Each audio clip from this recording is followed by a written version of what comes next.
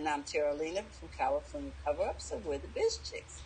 So welcome to the show. I want to introduce to some and present to others Miss Caren all the way from Toronto, Canada, your money mindset coach here with her Island Girl Hustle. And today we're going to be talking to her about how to get our money straight. How you doing, Caren? I am doing better today than I was yesterday. Oh, well, good. Sweeter than the day before, huh? There we go. So what are we talking about today, Caren? Well, because I wasn't able to be on last week, and I don't know, it snowed again today, so maybe it behaved itself. Last week I was here because it went crazy, and the poor technician was trying her best. She was fabulous. But we weren't able to connect at all. They had to end up actually sending a technician to the home to see what was causing all the breakage. We know the weather was part of it, but she says, you've been a valued customer for so long that we want to send somebody to actually make sure it's not just blaming it on the weather. So I thank her, and she was fabulous. So today we'll continue talking about money and the money types. And we had two more to talk about last week, so we will talk about that this week. So that's what we're talking about today, ladies and gents. If you're here or you're on the replay, that's what we've talked about. Put your questions in and add your questions. Even if you come on the replay, push hashtag replay and ask your questions. We'll come in and answer them.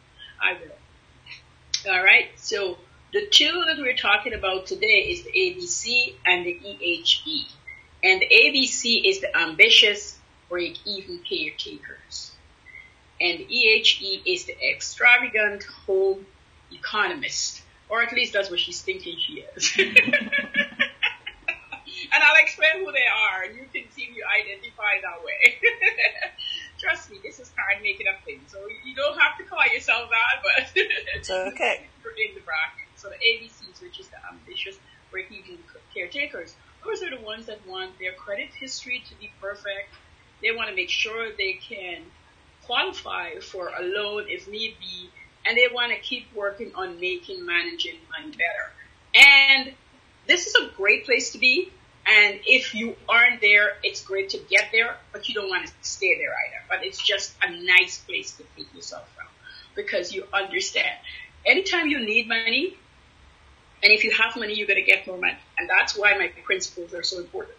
Because if you want a loan and you have money, you'll get a loan. And for the people who really in need of a loan, don't get a loan because they have no money. And that's how the world has been forever. I mean, it could be anything. I had an aunt who really take care of herself. I had really admired her because, she reared chickens. She grew her own vegetables. She had here they'll call it a cafeteria. They probably call it a coffee shop, if you will, / lunch place. But she had a place that she sold food, and she got that place by just being persistent and pushing herself, and they had nothing like it. But she walked in, see the need, and tell them how great she'd be. She got to be able to open her business in there, and I admire her tremendously, and just the way how she had forged through. She's a lady that had 7 children, and her husband those days used to burn garbage. So her husband was I think he was the chief inspector, foreman. I can't remember his direct title, but he looked over the people. He was in charge of all the burning and separating of the garbage and making sure. And in the evening, he's the guy that I talk about a lot that made furniture, well-made furniture in the evening. And so he decided, he needed 2 incomes to support his family. He had a large family, 7 of them. But my aunt never just took that and sat with that. She went out and also contributed to the family that way and other areas. So I had really admired her for that. Now, having said that, she wasn't money savvy. She didn't understand money. And, as I get older, and as you guys can tell, I was always a chatterbox, and I was always curious. So I always asked a lot of questions that had nothing to do with me. And she loved me for it, though. She really a great aunt. So that's the kind of place you'd want to start off on. Number 2 is the extravagant home economist. And that kind of person is the kind of person who getting a loan after loans to consolidate. So she thinks if she pays off her bills and she get all the debt under control, she'll be okay. But one of the things she's missing out on is understanding her as a person and what causes the debt in the first place and how to understand not to get back into debt. Now, there's good debt and there's bad debt, and we hear that all the time. And owning your home is a good debt. Getting an education is a good debt. And although it's good, I'm going to talk about a little bit why it's also not the best way to go. I mean, if you have to, great.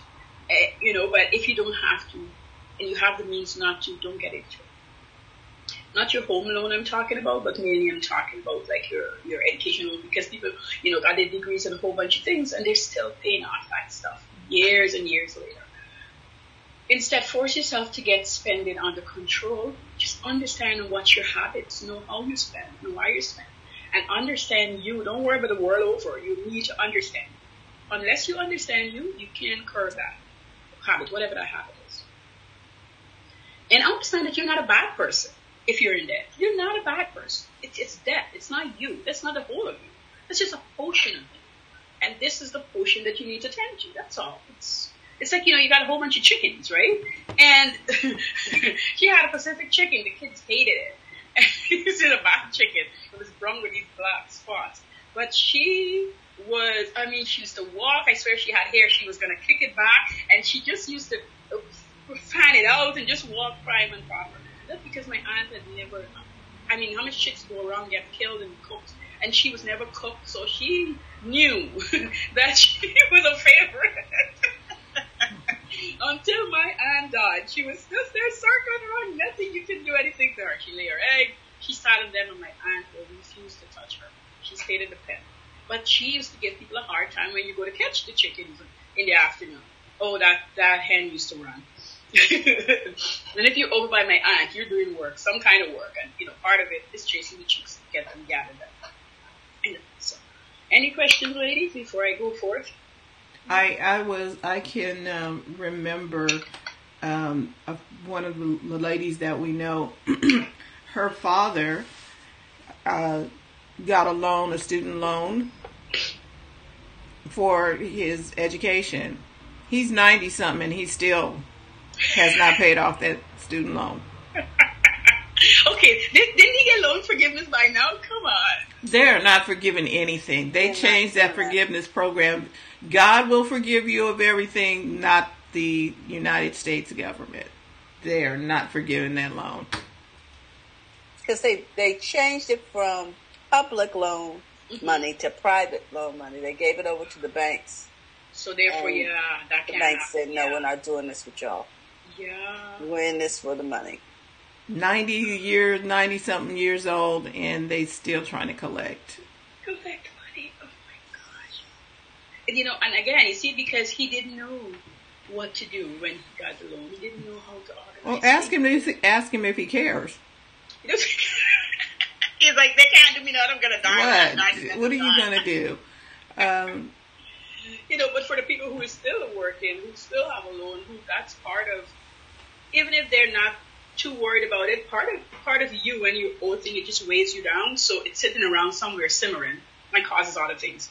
And it really does cause other things. Like, even I have a client that is looking to purchase something, and it's difficult to do that because the someone in the house has a student loan. Yes. And so it doesn't go away. Yeah. You want to clear it up. And one of the big things is, and I didn't know when I because I came to Canada and I started learning, I did take out, we call it full stop over here. And you get a loan forgiveness and they lie to you. They tell you that you're going to be forgiven X amount of dollars. Mm-hmm. And then when you finish college and you come out and you apply for this forgiveness loan, right? So it's a potion. In my case, they forgive me $143. I was like, what the hell? This is thousands and thousands of dollars. 143. Oh my! They forgave the down payment. They did not forgive the loan. Oh my! Yeah, So you could appeal. Yeah, right. You don't win the appeal. Just let me clarify. So appeal on what you like. So it seems like it's very important to understand all of that. And you probably need somebody to walk you through that whole process and not do it by yourself, because the little tricks and turns and stuff that they have keep you locked in to bondage. Keep you locked in. And I learned this over by, I think when I was in my 4th semester, I started reading more of the fine print. Yeah, it's good close to time. Yeah, because I was like, okay, why am I getting this money? How am I spending this money? And I started looking into things that is covered by my husband and that I was paying for, double paying for, and I didn't need to pay for, so I started eliminating that. And those are things that kids don't know. They don't know that when you get a loan, it costs you double than if you paid out of your pocket. That's number one. It costs you double. You don't know this because you're happy you get the loan. Kind is not right. It's not true. It does. Take my word on it, or go back and read the fine print. At least for Canada. So I could speak for Canada. We didn't have to go and see for the States, but I know I could speak for Canada. They give you this form, and in there is included in your form that they're going to take out for dental. They're going to take out for the ambulance. They're going to take out for a lot of medical things that you don't see because they don't lump it together. So it's in this sentence, and you read further down, and then it's in another sentence. But do not pay attention to that, because you get a loan, you're going to get education, and you're going to be able to come out and do a lot of great things. And most people come out from university and they have no job prospect. Or if they're in a job, it's just temporary. It doesn't keep them there long term. Or it doesn't pay them enough to sustain life and pay back this loan. And those things in there, if you now read it, you don't pay attention. Other thing is, when you got so much load in school, you're now really thinking about one of the things that I see people not thinking about, looking in the other book, at least in Canada here. So you got this paper, and then there's a book that they give you, and if you look at it, it's all the bursary. Now, if you're bright, you're going to think about getting a grant, and that's going to help you. But if you're not as bright, if things take longer, and I shouldn't say not as bright, but just things take longer for you to learn and really be able to do well in your course, there's also grants for those. But most people skip over those. Most people don't even look into those. I remember when I was in college, I started talking to my classmates, and I see their eyes are just glazing over. They're like, no, I can't qualify for that. There is grant that qualifies B and C students, but they're different kind of grants. There's also grants, at least in Canada, there's also grant for people who there's, maybe you're home and your parents is disabled. There's grants that substitute. So there's all these things that if you start piling them together and they tell you how often you could apply for them, then you could lessen your loan. So when you finish, the number is not as big. But it took me time to figure that sort of stuff out. And so I know a lot of my classmates weren't figuring it out, but I bring it to the table, especially people who were C students, only because because I'm fast and like to read, figured out that the government gave their colleges a loan, a certain amount of funds that they pay half of our salary if we work in the office. And so if we work a couple of days in the office, we also can bring some cash to ourselves and we could learn other things. So because I was in the office a lot, I started learning a lot of things that you didn't need to spend on. And even though you have the OSAP, you can keep it in the bank and then shove it back to them. And then you can use some of these other things that come to you. So, there's all kind of things that you need to look into and not just take it as face value. They charge you $25,000, I got to pay the whole thing. There's things you can do to help lower your amount. Wow. And it's all because we don't stop and pay attention, because we're following everybody else off the cliff. And they don't scream and tell you. No. They really don't care if you do it. It's there, but they don't scream and tell you. They're not. It's like going to the casino. The casino's in there to win. They didn't build that because you were going to come in there and win a whole lot of money. It's all about they taking the money, right? Right. They do it. Yeah. It's a gamble, and I'm like, wow. And why would you gamble with your financial future? And it's difficult to pay that back. And I know we have grants here in the States, like for different state colleges and stuff like that. But Terry would go and research stuff, not other people. If you don't research, you're going to be stuck. You got to do some research. You got to spend that time. It's worth you spending that time. It's really worth it. Absolutely. Really I know that there are a lot of grants for women returning to college. Yes. Under non-traditional grants and scholarships. Mm-hmm. So, yes. And I mean, really, there are scholarships available for people who want to make their prom dress out of duct tape. There's a scholarship for everything. Scholarship for tall people, scholarship for short people. Wow. Scholarship for mothers returning to school. There are all kinds of grants and scholarships available, and it's all on Google. It's a lot easier to find than it used to be. Yes, exactly. At least it's easier now. In our time, it's paper. You got to go through all that paper. Children of veterans. There's just a lot of free money out there that goes unclaimed. I agree with you. And that work study will bring down the cost. Yes. I know, too, that when young people have to pay for it themselves, they get a lot more eager about resourcing. Yes. And tapping into that information. Because when you're writing a check, it's like, okay, whatever. Well, there's a scholarship, whatever. I'm not writing that essay.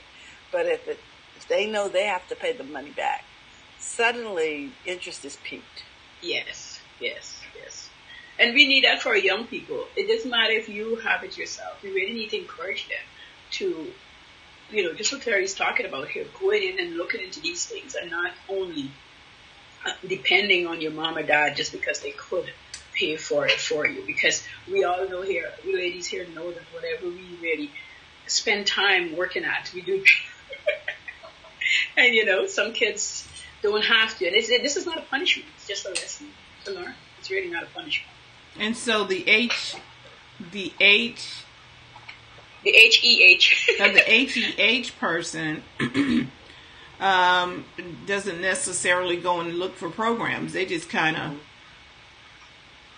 just think, they're just getting the loans and whatever, and another loan to take care of another loan. To take care of another loan. Exactly. They're just into loans. I on this internet street, I hear people every now and then. I mean, I'm not seeing it right now, but early this year and even last year, people just popped in, I want to start a business. Where could I find a business loan? And we're all like, I'm sure we all probably could. A lot of us was like, loan? Go start your business without a loan, because we're like thinking, and most people who talk to them will say, we all start our businesses with no money. What loan? The loan is going to make you comfortable when the money runs from the loan. I'm not saying you mustn't get money to grow your business or get a loan. Please hear me. That's not what I'm saying. Because some businesses, you need a loan.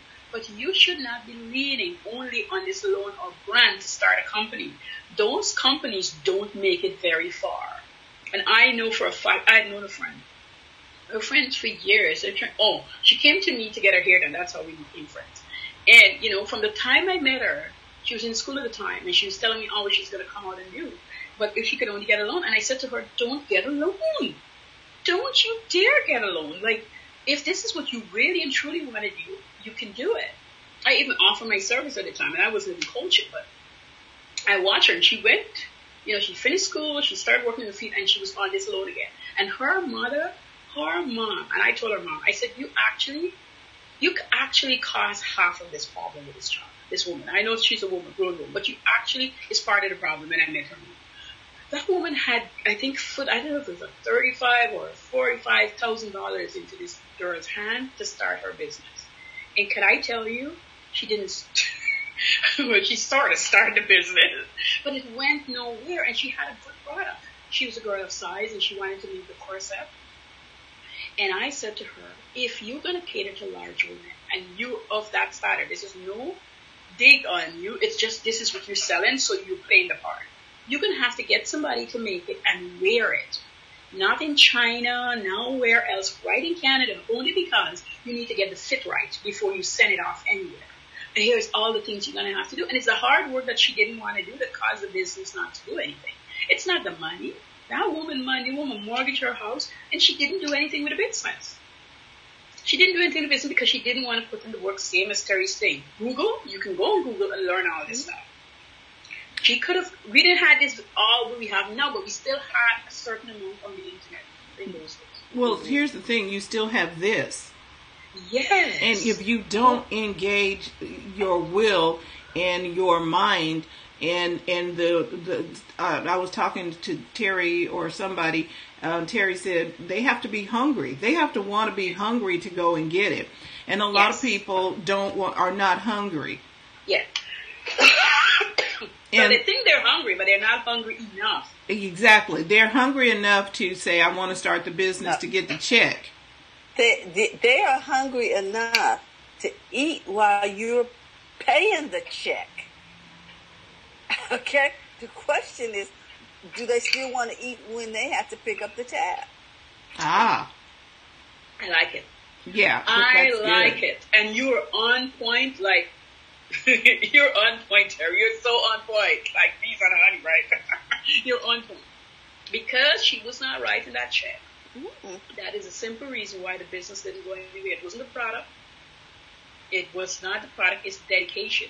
And people, let me just tell you, a business can take a year to 3 years depending on the type of business, because we're business owners. So let's talk about the business part of it, even though we talk a little bit about school here. It takes that amount of time for the business really cook, simmered, that all the juices, all the flavors come together and have your business going.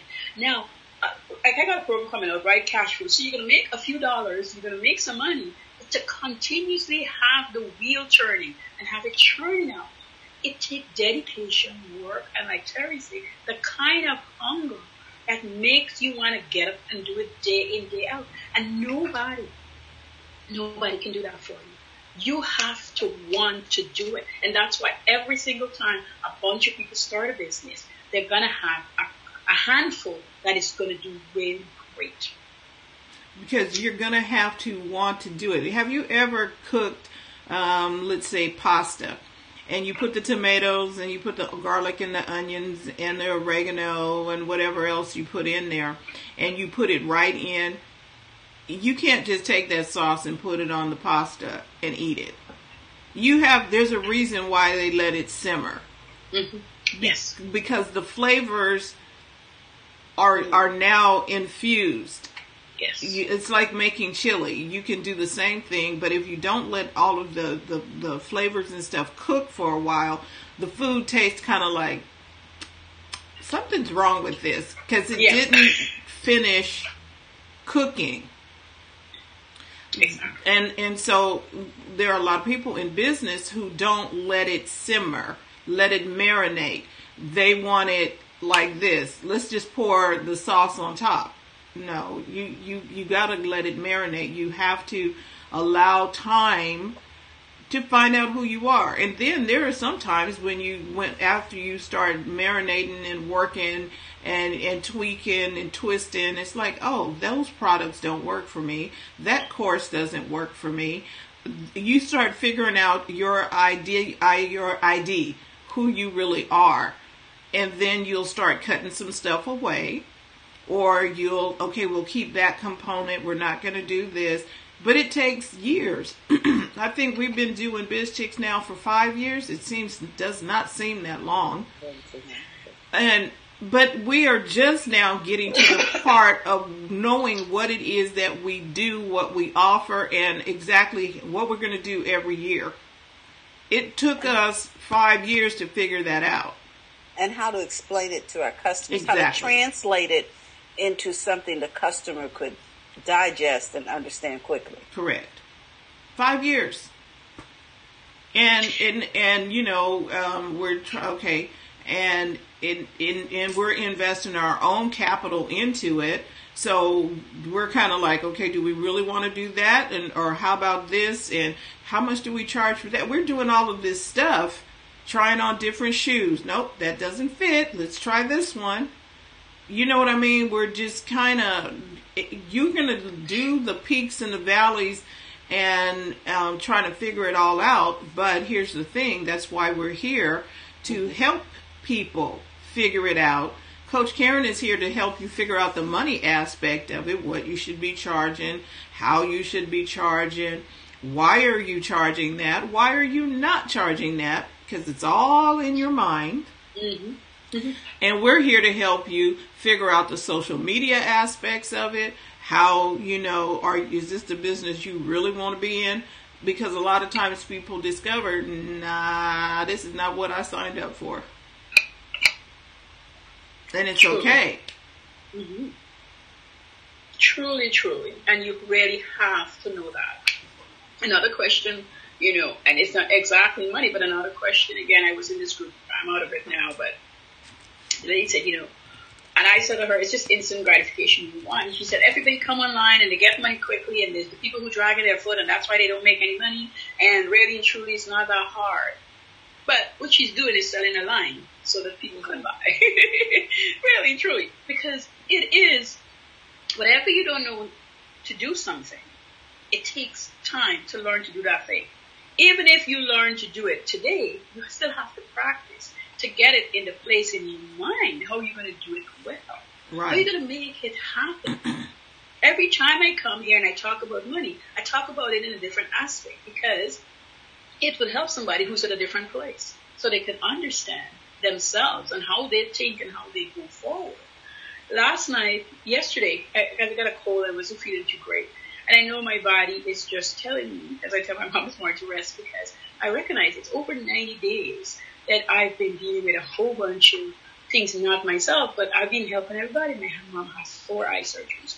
She was closed and she go blind, so they had to do that first. Then she had to go get a cataract removed, so that's 4 different times. Then she had to recoup. Then my husband had surgery.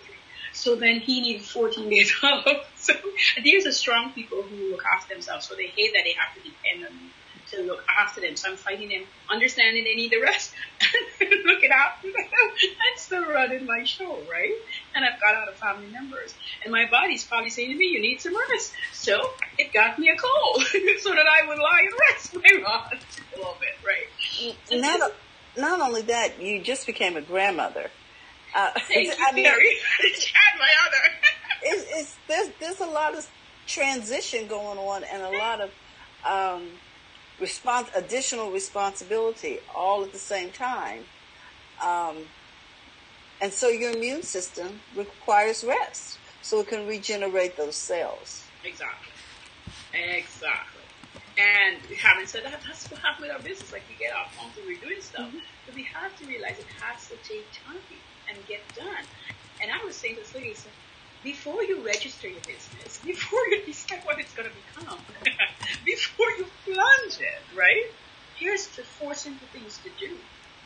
And so yesterday I was looking at my notes again, and I was just going through a few things. Then I laughed and I went and rest. But if you're going to start a business, I thought I was mentioning here too. If you're going to start a business and you're figuring out what to do, you need to go. One of the biggest things you go and figure out is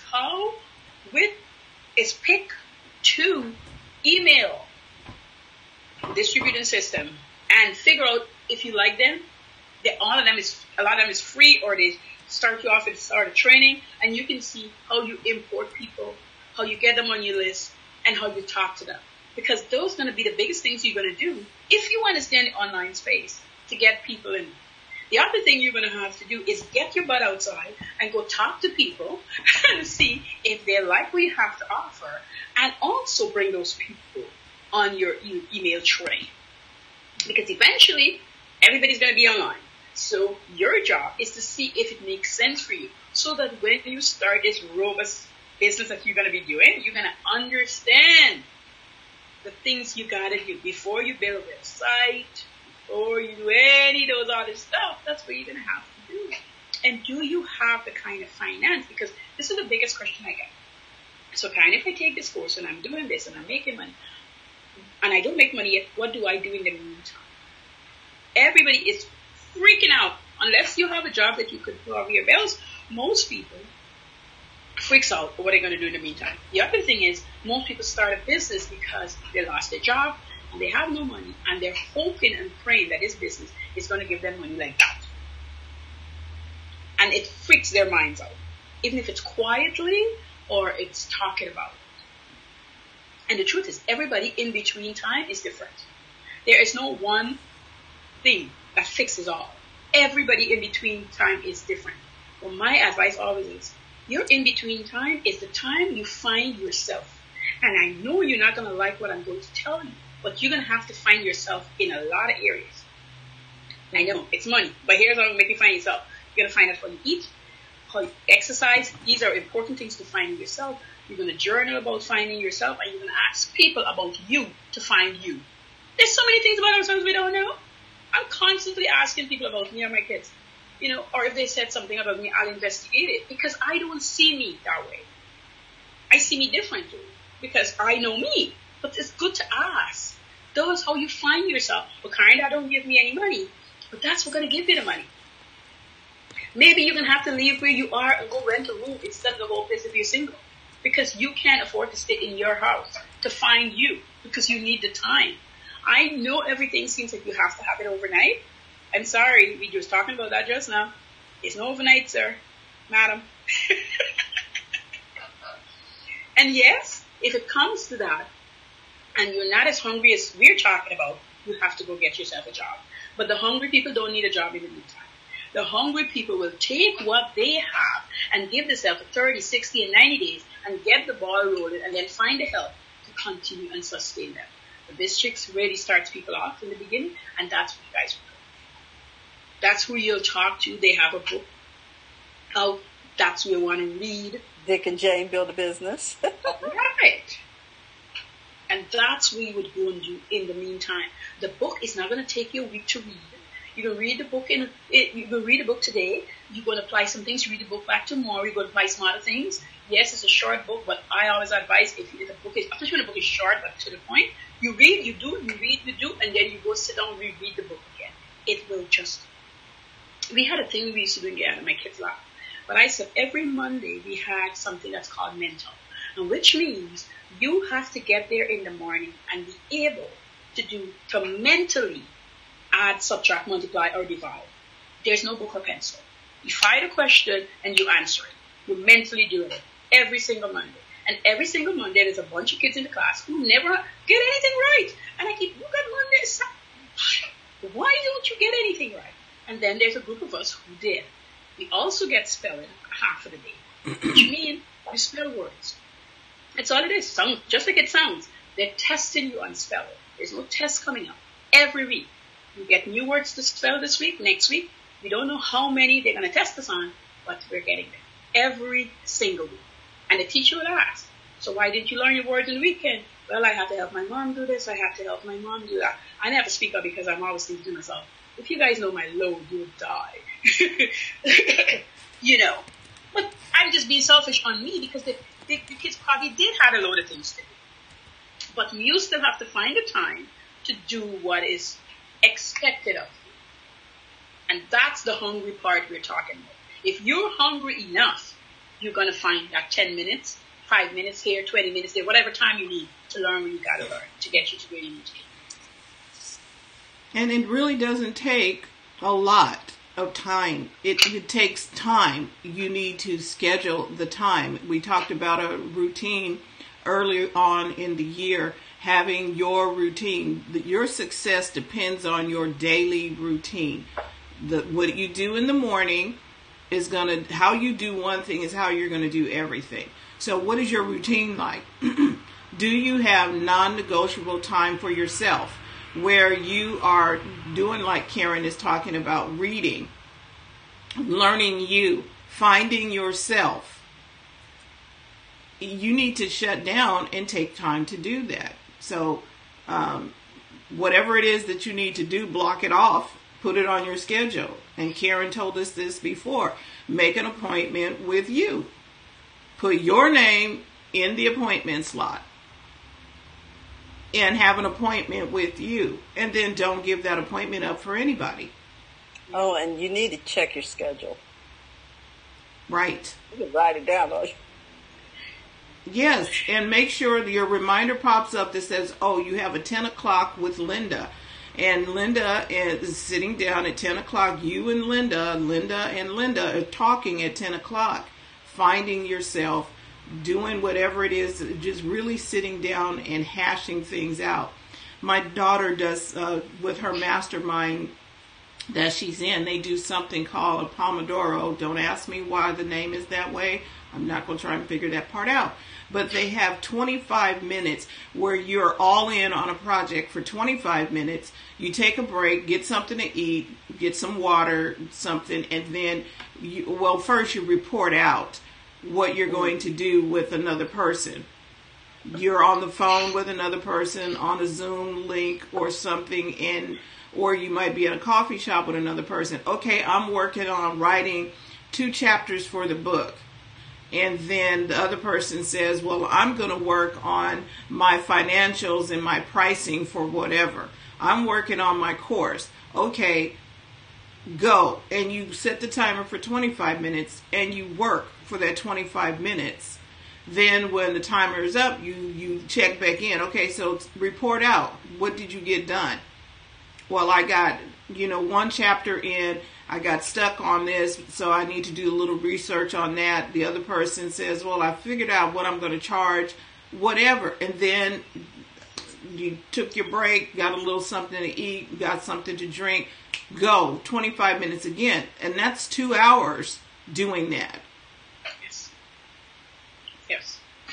And it makes you work. It does. It does. Because for some reason, a lot of people, once they're online, they keep thinking that they're not working. So they're setting up, a lot of people to invade their privacy because they have said it. I am not at work. And people argue with me that, Karen, I don't say I went to my office. No, you're lying. Who told you that you're not at work? I'm sorry. And I am not the bashment. But unless your pajamas is work pajamas, you shouldn't be in them. Because your mind is not understanding that you're at work. And I know there's people who could do it, but ask them how continuous they are with it. Mm-hmm. You really want to, I work from home, and I've been a person who worked from home for years, so I guess it's a little different in a sense. But I know it's very adoptable. I worked from home for years, and I never even say I was a work from home person until somebody brought up, I do work from home. I mean, doing this makes sense, but I've always worked from home because I didn't feel I needed to go pay rent in a building to make me legit because I make more money than people in the building. So for me, I was okay with that, right? And a friend was trying to convince me the other day, a couple months ago, that I needed to get this beautiful office downtown. And I went with her and I looked at the office. And then I came back and looked at my office.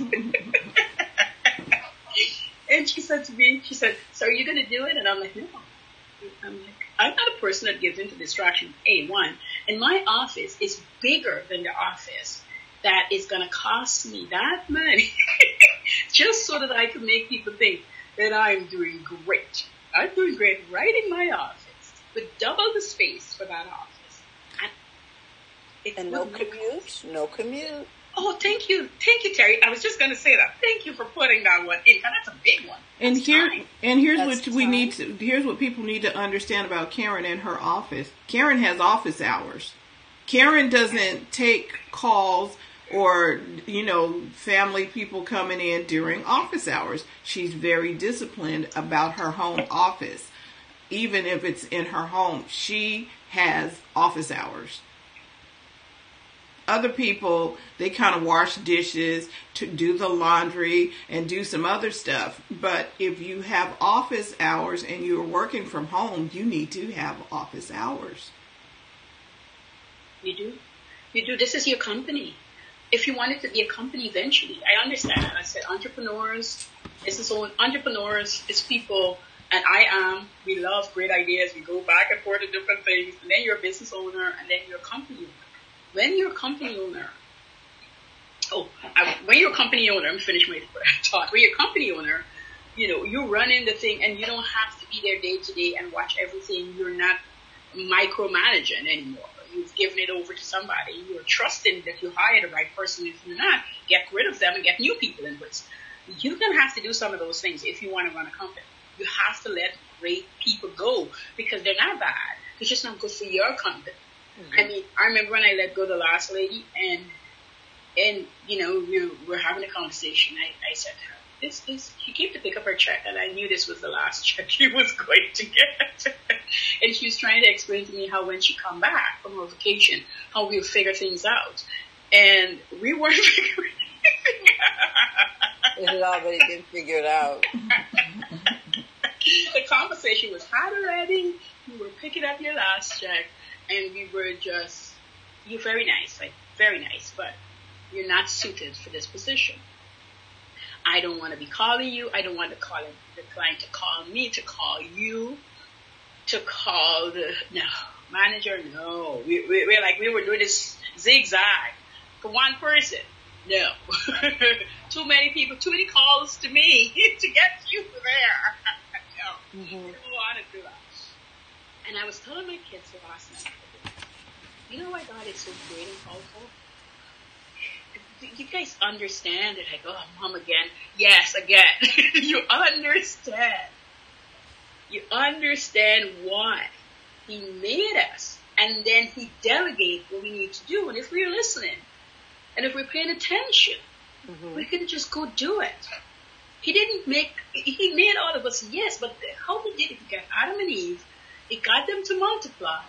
And it continued happening. And why doesn't he have to steady make Adam and Eve? Because he set it up how he know it needs to be set up. So just follow his example. Just follow his example. He got two of everything, and he got them to multiply.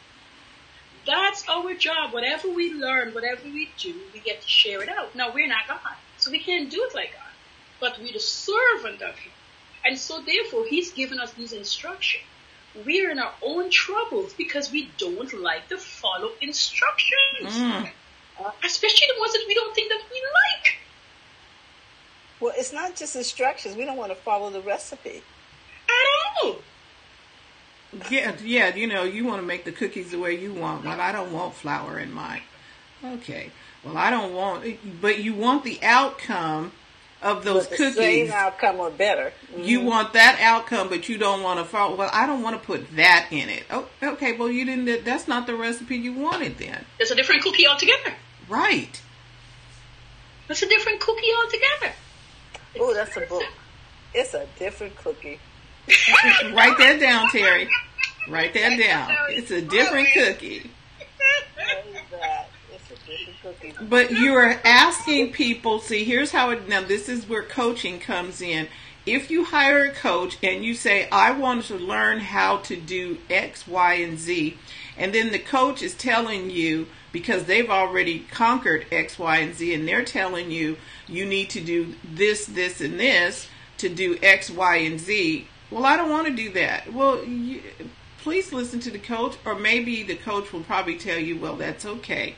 This will be your last check. Well, this is our last appointment. Because here's the deal. If I'm asking you to run the laps, and you're telling me I'm not doing that. Wait a minute, Francine. We had a client come in and tell us, I'm not doing that. Do you remember that? And Francine was like, yes, you are. If you want the success that you say that you want, then you're going to have to do the work. We're not going to, if you don't trust us that we are doing for your best interest, I understand that. Okay, you might need to call somebody else. And that has not been a standing engagement, I assure you. But because they wanted to stay for the duration of the session, they had to do the work. We're not doing these push-ups for you. No, and we're here to help. We're not here to not get you to where you want to go, because, technically we could go do something else. Wait, exactly. Somebody else could have that seat. Now, you see that bingo arm? That bingo arm is there because I need to lift the weight. Okay? Y'all can't do that for me. You cannot go do, no, anybody want to do squats for me? You got to do it for yourself. Jumping jacks. And, okay, so let's go with Jack LaLanne. Remember Jack LaLanne used to come on in the mornings?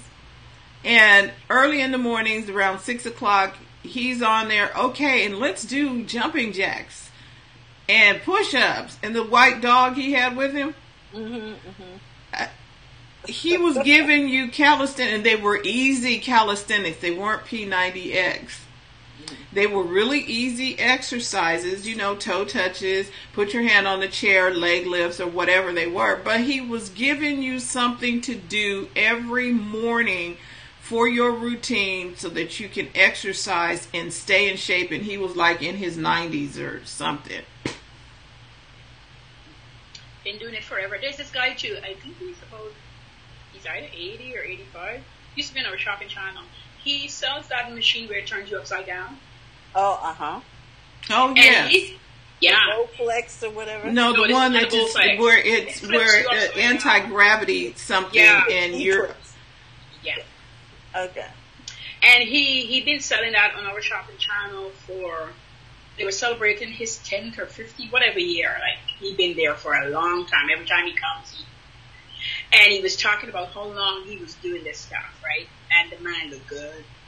The man is really fit. The man is standing by his word and what he said he's doing. He got pictures when he was younger, and he was always a slim person. And then when he gained some weight, and he really was taking us through how you're feeling when you don't want to do. Mm-hmm. And that's really same for business. There's days you get up and you really don't want to write that email. There's days you get up and you really don't want to do the things that your system tells you that you set forward to do. But those are the days that you have to do it. They're the days when you set a goal to make $10,000 this month, but you didn't reach the $10,000. But because the system is in place, you need to go and see where did you peak and where did you go in the valley. And why you were in the valley and why you didn't get to $10,000. Because the $10,000 is not because somebody couldn't pay or people didn't have money. It's really a reflection on what you didn't do. And most of us don't want to be honest about it. But if you're honest, you will see where and what you did not do. You might not have written that blog, so nobody signed up. They didn't get back into the loop, so you didn't get to send them an email message, so they didn't know a new program came out that you should buy it. And it's not like you're a bad person. It's just that you didn't do it. And you have to not be beating yourself up, but you now got to go do it. You got to go do it. You have to decide. When I used to organize for people, I would say to them, if you don't want this anymore, why are you keeping it? Well, I'm holding on to it because my mom gave it to me and my grandma gave it to me. Then cut out the square piece out of it. Spend time stitching the edges so it doesn't ravel. Engage in the feeling from your grandma that she's given it to you. Add it to that memory book and then get rid of the rest because you're never going to cover with it. It's just taking up space in your home. And that space in your home is needed for something new. And then we just go through that process, I remember I did a lady that it took us a full week to organize her home and just got rid of stuff. And she was one of my tougher clients. And it could have taken us 2 weeks, but I found a solution to take the thing that she really wanted and start the scrapbook. I mean, she said, Caren, I can't tell you how many things I've added to the book and how much less I have in the home because she was moving from a townhouse into a condo. And she didn't have space to carry all that crap she had down in that townhouse basement. So we had to get rid of all those cherished memories that she had. Yes, we had to get rid of a lot of stuff. And I was insisting that she wasn't going to pay for storage because she wanted to pay for storage. Mm-hmm. I said, you're not paying for storage. No, we're not paying for storage. We're getting rid of stuff. We're calling your kids, and if they so want it, they don't have to wait for you to die to get it. They can get it now. Exactly. And of course, when the girls came, they didn't want half of the crap. That's what I'm trying to tell people. They're like, Caren, you do what you think is best. We call auntie this, call cousin that, and if they don't want it, it's going to Valley Village. She thought about it, but by the Saturday, she was like, oh, good Lord, what was I keeping them for? But she had to get her mind wrapped around the whole issue, right? The same thing goes for money or mindset. We really have to understand. When our mind is fighting us on things, what is the resistance? Why are we resistant? What do we wish we had? Who do we wish was there? All these thoughts that you get in your head, write it down and then answer the question. And if you don't answer it today, go back and answer it tomorrow. And really and truly answer the best you can. And if you have room, maybe you need to answer 2 weeks from now and maybe another month from now, just to get yourself back on path, understand it, where you are now, where you want to be, and where you want to be in your further future. And is this thing going to get you there? Or is it part of my blockage to get there? And I don't know that right now, but maybe it is, because I am having that taken up space so that I can bring in the new. And it's nothing wrong with the old, but what new do I want to bring in?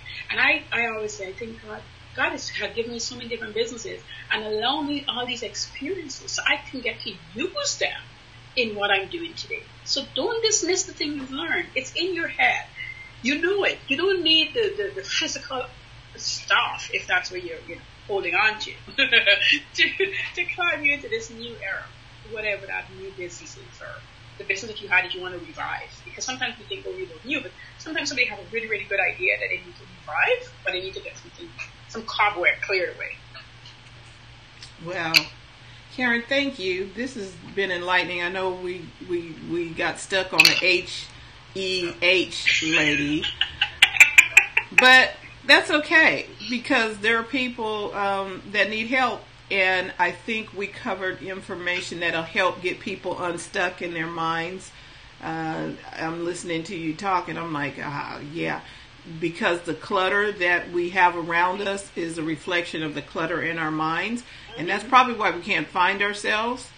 Because it's all cluttered up and we don't know, and so we need somebody to help us say stop right there, let's unload all them bags, and I'm talking about in our minds, unload that bag so that we can see where our money is. We can't see it, can't go and get it, because all of this is still a little wacky up there.